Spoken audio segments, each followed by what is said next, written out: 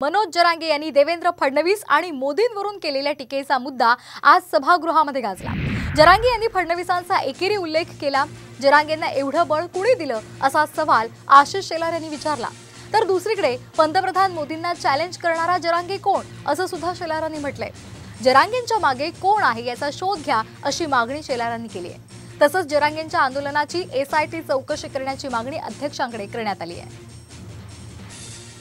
तर शेलारांनी आज जरांगे यांच्या आंदोलनाचा आणि त्यांनी केलेल्या एकेरी उल्लेखाचा मुद्दा सभागृहात उपस्थित केलेला आहे आणि त्यांच्या आंदोलनाची SIT चौकशी व्हावी अशी मागणी त्यांनी केलेली आहे।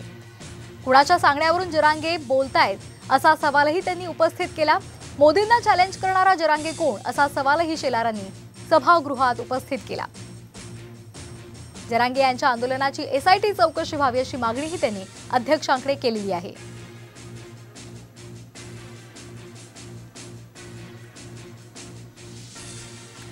महाराष्ट्राला बेचिराग करण्याची भूमिका कोणी घेत असेल तर त्या भूमिकेचं समर्थन आमचे विरोधी पक्षनेते पण करणार नाही हे आम्हाला माहिती आहे। अध्यक्ष महोदय मी ऑनलाईन म्हणतोय पण अध्यक्ष महोदय काळ सुकावतो। अध्यक्ष महोदय सुरुवातीपासून अध्यक्ष महोदय एक एक गोष्ट आपण मान्य करत गेलो, एक एक भूमिका करत गेलो आणि अध्यक्ष महोदय त्या सगळ्यांवरना आज इथपर्यंत भूमिका आली की महाराष्ट्र बेचिराग होणार होता आम्ही वाचवलाय।